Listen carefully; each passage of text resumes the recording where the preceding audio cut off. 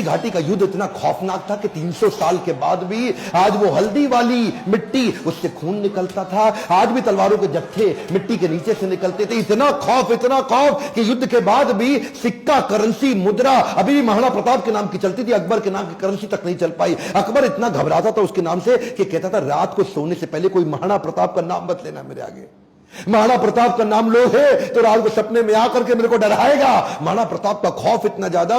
एक बार की बात थी, एक अफवाह उड़ गई कि महाराणा प्रताप जो है ना वो अपनी हार स्वीकार कर रहे हैं और अकबर का आधिपत्य स्वीकार करने को वापस आ गए हैं। तो उन दिनों अकबर के राज्य के अंदर जो बीकानेर के राजा हुआ करते थे, पृथ्वीराज राठौड़, इन्होंने राठौड़ को बुलाया। देखो पृथ्वीराज, क्या खबर आई है, महाराणा प्रताप आने को तैयार है। अब उन्होंने हार स्वीकार कर लिया। पृथ्वीराज राठौड़ माने नहीं, उन्होंने चिट्ठी लिख दी।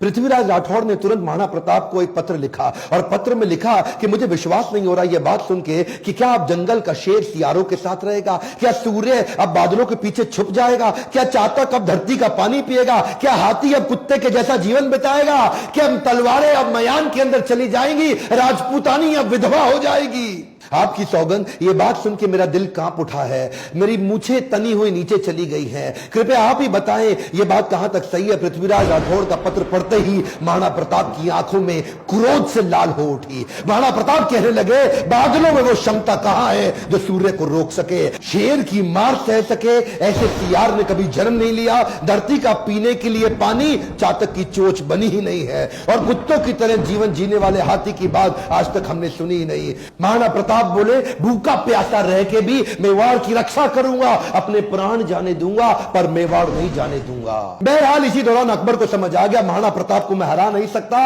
और धोखा दे के हराना यह अकबर की आदत नहीं थी। अकबर को इसीलिए महान राजा भी बताया गया है। आने वाले समय में अगर आप चाहेंगे तो मैं अकबर पे भी एक वीडियो बनाऊंगा। पर वापस चलते हैं, उसी समय अकबर का फिर ध्यान बट गया। अकबर अब ईस्टर्न साइड चला गया, सदर्न साइड चला गया, उसने मेवाड़ को छोड़ दिया और इधर महाराणा प्रताप ने पूरे मेवाड़ पे फिर से अपना कब्जा कर लिया। कुछ दिन, हफ्ते, महीने ठीक बीते। उन्हीं दौरान एक शिकार करते वक्त, उस समय किसी शेर का शिकार करते वक्त महाराणा प्रताप का किसी एक्सीडेंट में उनका देहांत हो गया, उनकी मृत्यु हो गई। ये बात जब अकबर को पता लगी, अकबर एक ऐसा राजा था, अपने शत्रु प्रताप की मृत्यु पे बहुत रोया और चिट्ठी लिख करके बोला कि महाराणा प्रताप एक बड़े शक्तिशाली, बड़े मेधावी और एक ऐसे राजा थे जिन्होंने अपने गौरव को कभी समाप्त नीचे झुकने नहीं दिया और मुझे एक बात का दुख रहेगा, मैं जीवन भर महाराणा प्रताप को कभी हरा नहीं सका। ध्यान दीजिएगा, लेसन्स में लर्निंग बहुत सारी हो सकती है, पर महाराणा प्रताप को उतना संघर्ष इसीलिए करना पड़ा क्योंकि आपस में राजपूतों की कभी बनी नहीं।